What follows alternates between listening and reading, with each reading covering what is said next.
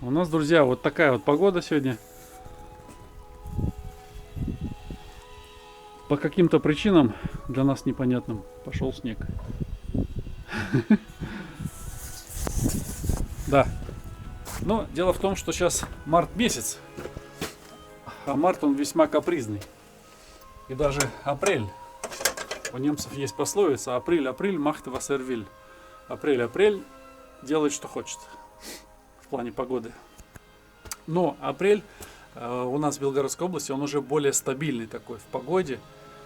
А март вот такой вот еще, да, бывает, покапризничает. Ну ничего, это мы знаем, что этот снежок, он просто красивый снежок, знаете, он как первый, который он растает все равно. Но мы знаем, что этот снежок растает, и скорее всего уже не будет, наверное, снега. Ради интереса даже можно будет чуть попозже выйти, к вечеру посмотреть. Он, знаете, он идет и подтаивает. Вот. Здесь видны остатки старого снега еще вон там. Ну, в общем, вот такая красота. Зима не сдается. Но весна победит, друзья. Мы хотим, вернее, мы уже замариновали уточек, и мы хотим их закоптить. Нам необходимо наших уточек сейчас выложить вот сюда. Пока я выкладываю, Катя расскажет, как делала маринад, потому что все равно будут спрашивать. Ну, маринадов много, я в интернете смотрела, брала, и как мама делала. Там 80 грамм соли на литр воды и 20 грамм сахара. Все это прокипятить, перец, горошек, лавровый лист. И все это прокипятить, как остынет, просто мясо туда положить, и все, 3-5 суток. Сегодня у нас вот 5-е сутки, как раз сейчас мы вот это снять, да, это обоврать надо. Все это сейчас повешаем, пусть сохнут. Обсохнут, стекет все. И завтра уже можно коптить. Как я смотрел рецепт, там мужчина говорит, будем коптить. Сейчас мы их промокнем немножечко, потому что они очень влажные. Перец, горошек снимем. Я сниму, да, это. Лапочки у них не небольшие, а крылышки большие. Это что за утки у нас? Это муларды. Мулардики. До уток всех ты оставила, да, там? Да. Так, хорошо. Возьмем, положим сюда нашу готовую. Немножечко она уже вот так суше становится. Хорошо то, что сейчас нет мух, потому что они бы нам сейчас, конечно, сильно мешали бы. Надо было бы закрывать отдельно мясо. Так, лаврушка, перчик. На шее вон еще перчик. Сверху. Перчик. Все, убираем. Копчение горячее будет. Особого запаха пока, конечно, никакого нет. Это не копченое, это не замаринованное, так сказать. Это просто как бы, да, соленая водичка, перчик. Замаринованная, да. Ну, просоленная. маринованная, но она пахнет уткой. Все. Ну, она да. как бы не сказать, что тут прям. Оно и не нужно, в принципе, сейчас какие-то запахи придавать, потому что в итоге она все равно будет коптиться, и все эти ароматы, все эти приправы, они просто-напросто испарятся и улетучатся все эти запахи, да, весь этот вкус пропадет, поэтому смысла в этом нет. Здесь я сделал такую импровизированную подвесочку. Так, если что-то будет капать, то у нас внизу будет наш поднос. Я не думаю, что сильно будет капать, но все равно. Эти крючки у меня взяты с коптильни, там их несколько штук. То есть и сало также сюда цепляется, и можно рыбу прям за жабры. Раз. Сейчас мы их направим поближе друг к другу, хотя бы вот так, чтобы у нас одного подноса хватило. Вот. Главное, чтобы они не соприкасались между собой. Нам это не нужно. Вот так. Все, уже начинает капать. Сейчас мы включим вентилятор. Вот здесь у нас такой маленький стоит. Это низковато. А это в самый раз. Угу. Да, дует. Чувствуется прям. Угу. И немножечко. Буквально чуть-чуть. Ну что ж, мои хорошие, висите, вельтесь, сушитесь. А завтра вас ждет небывалое в вашей жизни приключение. Вы такого еще никогда не переживали. Удочки, друзья, небольшие, по 1,5 килограмма примерно. Ну, для обычной утки это обычный размер. То есть они не жирные там чересчур, они просто обычные уточки. Теперь они висят, сушатся и дожидаются завтрашнего дня. Вентилятор работает, обдувает и немножечко их обвяливает, подсушивает. Ну что ж, наши курочки провисели всю ночь. Вентилятор вечером я выключил. Они прям изрядно подсохли. Сейчас мы их замотаем в марлю и будем коптить. В принципе, ее можно будет связать чем-нибудь, какой-нибудь ниткой или проволоку я принесу. Я проволоку принесу нержавеющую. Раз так смотаем. Так, вот такая проволока, единичка, нержавеющая. Чисто символически, чтобы она не слетела. Одна готова. Друзья, в марлю мы заворачиваем для чего? Для того, чтобы все канцерогены оставались на самой марле. Чтобы наша шкурка, она не стала слишком темной. Чтобы в наше мясо, в утку, не пропиталось слишком много всяких ядов и всего такого неполезного, ненужного. Вот. Все останется здесь, на поверхности. Все нехорошее останется здесь на поверхности этой марли. Вот. И они вот так прям в марлечке будут у нас висеть и коптиться. То есть здесь просто вот буквально 1-2 слоя марли. То есть хорошо видно утку, она просвечивается вот так вот. Все, надеваем крючки и идем разжигать. Друзья, краткий обзор коптильни. Вы будете все равно спрашивать, как она выглядит, из чего она состоит. Коптилочка вот такая. Здесь, правда, вот следы от скотча. Как перевозили, надо это отмыть. Крышку я мыл сверху, а здесь что-то вот руки не дошли. Но это не важно. На вкус не влияет. Сейчас я вам расскажу, из чего она состоит. Смотрите. Там внизу поддон для стекания жира. Сверху над поддоном находится решетка. Это для того, чтобы, допустим, если какой-то кусочек сорвется, чтобы он не упал в жироприемник и не валялся в жиру в канцерогенах. Чтобы он упал на эту решеточку. И тогда, по крайней мере, он просто прокоптится обычно и все лежа. Вот. Здесь у меня в каждую ячейку есть трубки. Я их просто сейчас снял, трубки с крючками. То есть 1, 2, 3, 4, 5, 6, 7, 8, 9 рядов. Вот. Это для небольшой рыбы. Можно развешивать. Вот. Средний этот стержень я поставил, чтобы уточки наши висели именно на нем. Я посмотрю сейчас, если получится на одном расположить, то будет все хорошо. Если нет, то придется 2 стержня ставить, чтобы утки друг друга не касались. Итак. Далее. Здесь у нас вот такой просто вот такая. Далее здесь снизу у нас вот такая подставка. Сам корпус снимается. Он съемный. Сейчас вам покажу. Вот так он снимается. Для того, чтобы можно было засыпать щепу. Вот этот балкончик у нас для горелки. Горелка у нас газовая. К пропану буду подключать. Очень удобно. Никаких дров. Очень легко регулировать пламя и жар. Здесь вот такой простой термометр, который показывает +5 сегодня. Несмотря на то, что снежок у нас вчера выпал. Видите, он уже практически растаял везде, где есть солнышко. В общем, друзья, начнем наше копчение. Так, в процессе будет участвовать вот такая горелка газовая. Сейчас я установлю прокладочку. Прокладочка вот такая, силиконовая, обычная. И буду прикручивать ее к баллону. Не забываем, что резьба на пропане у нас левая. Закручивается все в обратную сторону.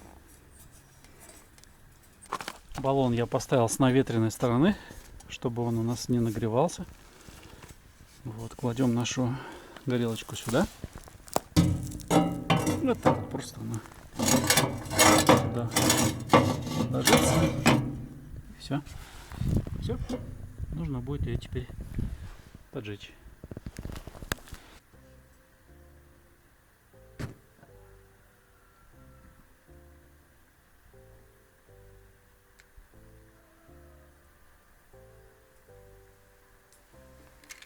Все, горелочка горит, хотя это не видно.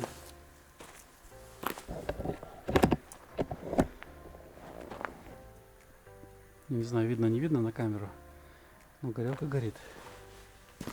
Все, она идет на свое место. Идем сюда. Так, мы пока накроем крышечкой.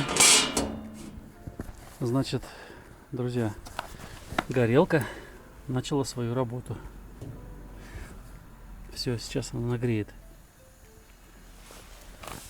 все пространство внутри. Смотрите, обратите внимание, сейчас 2 градуса. Солнышко зашло, немножко тенек и уже меньше показывает. 2 градуса. Значит, друзья, щепу я пока не закладываю. Для начала мне нужно прогреть уточку, прям хорошо нагреть ее, вот, чтобы она немножечко пожарилась. Именно в тот момент, когда она горячая, лучше всего, быстрее всего проходит обмен веществ. Вы знаете это, да? Поэтому, когда она нагреется, именно тогда всасывание, впитывание вот этого дыма ольхи, а коптить я буду на ольхе, пройдет быстрее. Потому что если сейчас я насыплю, просто вот сейчас, то корочка, да, она покроется, скажем, этим дымом, но вовнутрь будет проникать уже не столь активно. И да, некоторые берут потом уток, заворачивают в бумагу, кладут в холодильник там на 2-3 часа, чтобы она пропиталась. Я этого делать не хочу. То есть я хочу сделать сразу готовую, хорошую утку, то есть 2 уток. Температура внутри начала медленно подниматься, уже 5 градусов. Ну и вот наши 2 уточки в белоснежной одежде. 2 невесты. Сейчас я их буду вешать вовнутрь. Кстати, вы знаете, крышку вот я отмывал уксусом простым домашним. Получилось неплохо. Но читал такое, что лучше всего взять антисиликон. Продается в автомагазинах. В магазинах автозапчастей. Вот. Нужно будет все это отмыть, конечно. Некрасиво. Но, в принципе, на вкус не влияет все это. Вот такой у нас огонь там горит.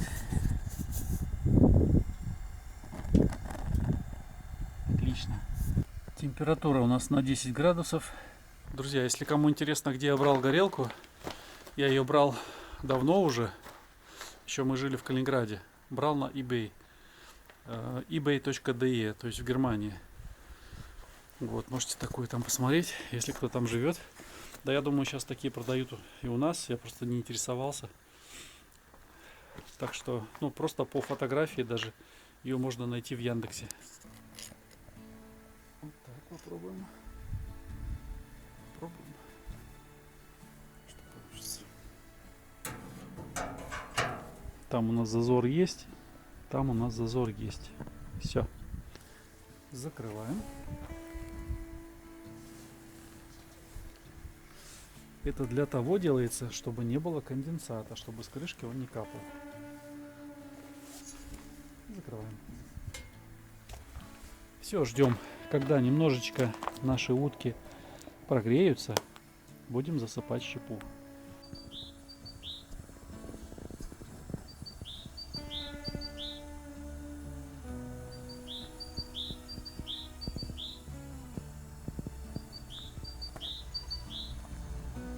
друзья, так как мы не пользуемся пропановыми баллонами, то я, честно говоря, по звуку не могу определить, или это пропускает где-то, или это просто из баллона выходит газ по шлангу. Поэтому я хочу проверить сейчас. Для этого я сделал такую мыльную водичку.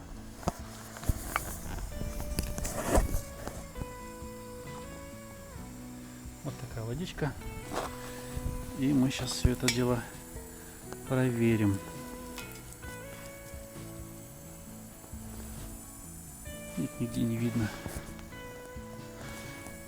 Если бы где-то сифонило, но бы сейчас уже пузырьки бы надувались. Нет, ничего не, слава богу. Ну, отлично. Хорошо. Так, здесь я жду сейчас нагрева на 95 градусов. И потом буду засыпать щепу.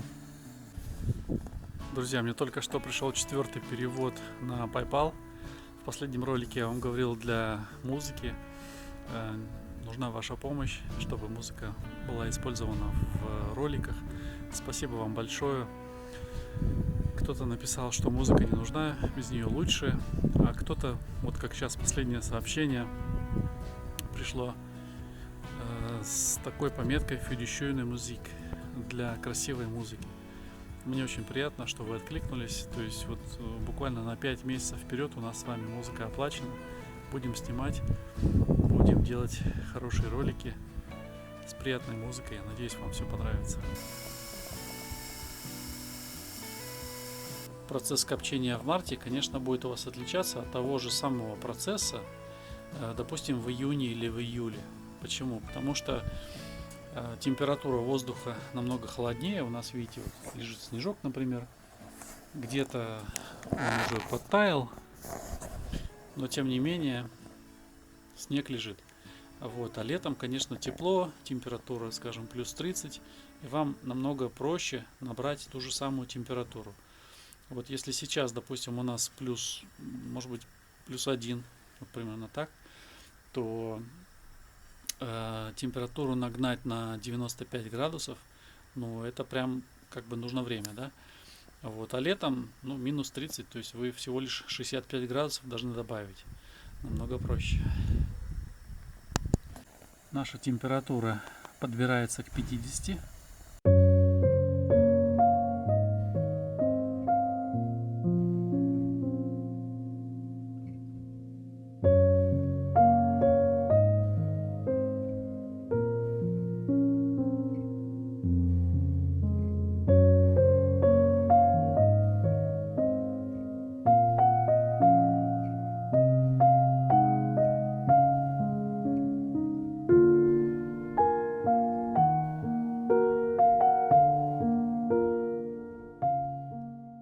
Друзья, жду повышения температуры, но термометр упорно стоит на 50 градусах. Я решил замерить температуру прямо внутри вот нашей коптильни. Что у нас получается, смотрите.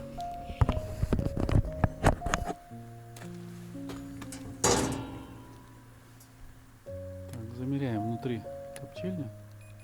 112 градусов. Представляете? 111. 52 это нагрета сама уточка, а так 114. Давно пора засыпать щепу. То есть термометр наш, он неверно показывает температуру. Так, делаем газ поменьше.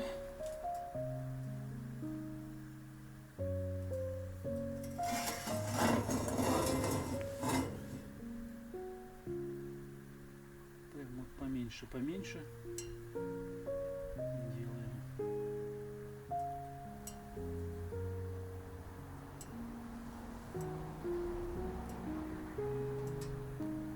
В принципе, вот достаточно. Все, снимаем нашу коптилочку. Да, она нагрелась прям хорошо. И засыпаем щепу.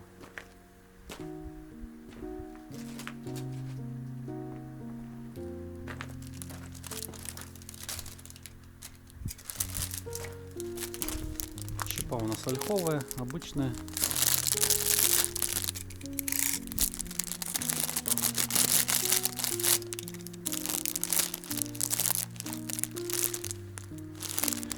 Сегодня щепу я не замачивал на полчаса. Решил попробовать так.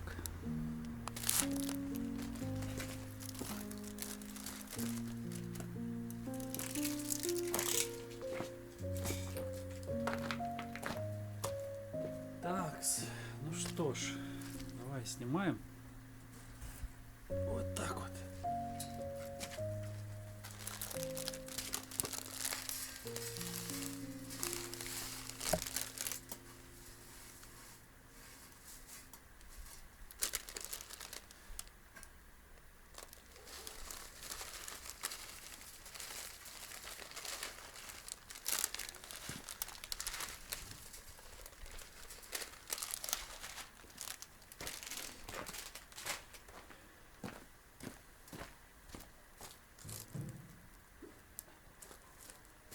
Все ставим на место.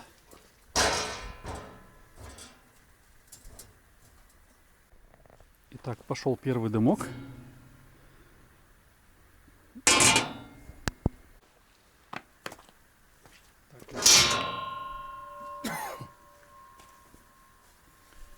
Постелим наше полотенчико. Все. Все, наша щепа тлеет. Появился дымок. Характерный запах. Ну что ж, через 20 минут я приподниму крышку, выпущу дым. Так, выпускаем наш дым.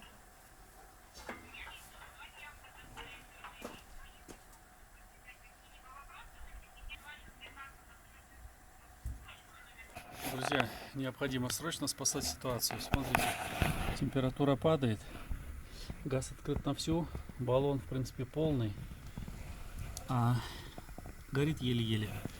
Если я перекрываю, но я думаю, слишком холодно для баллона. Я перекрываю немножечко так, потом открываю опять. Тогда идет немножко сильнее огонь, но все равно это слишком слабо. Поэтому я сейчас разожгу наш очаг и поставлю прямо сюда наверх коптилочку.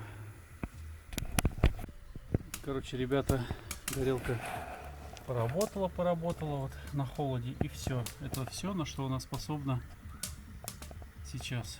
Видите, абсолютно не хочет работать. Все открыто полностью. Газ открыт, здесь открыто. Нет прохода газа. Ну да. В общем, разжигаю я. Поставим, хотя бы чтобы тепло было. Но вообще, конечно, такой сюрприз не ожидал. Летом работает неплохо, а вот зимой под наши холода она никак не рассчитана. Так, дров подкинуть нужно.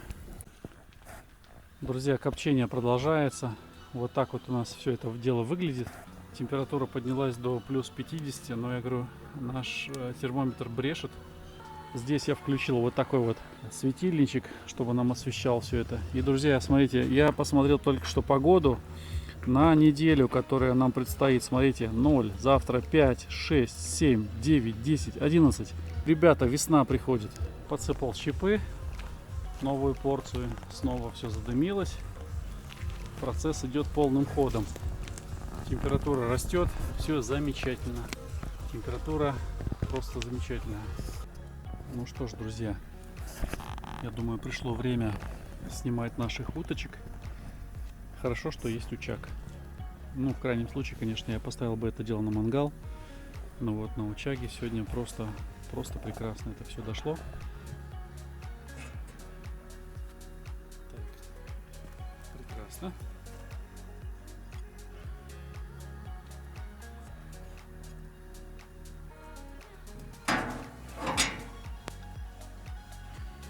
Вот так вот они выглядят. Наши два пакетика. Желтенькие. Заносим. Смотрим, что у нас получилось. Сейчас закрою дверь. Так.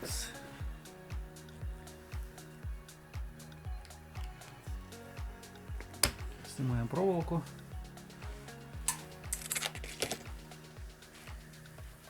Снимаем наш крючок.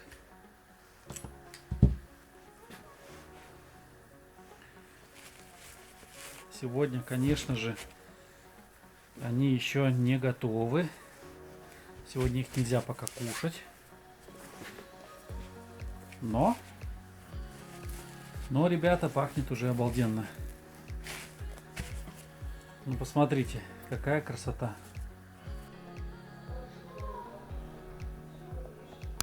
Друзья, вот наша уточка. В разрезе. Здесь мы ее протыкали, проверяли. Она сейчас холодная, остыла. Запах очень приятный. Вторую мы разрезали. И вот она в разрезе вот такая получилась у нас. Это вот она лежала на веранде, остыла, поэтому белый это жирок. Вот, друзья. Ну, в принципе, она вся прокоптилась, прожарилась. Запах очень вкусный. Много щепы я не ложил. Ну, как бы получилось, в принципе, нормально. Видите, даже вот мясо от кости отстает. Сейчас вот разламывали ее. Ну, где-то даже отошло. Вот еще кусочек. Вот такой вот еще кусочек, такая ножка. Сейчас будем пробовать. Девочки пробовали уже, я еще пока не пробовал. Такие вот дела. Ну что ж, друзья, одну уточку мы съели сегодня. Была вкусненькая, вторую отправляем сейчас в морозилку.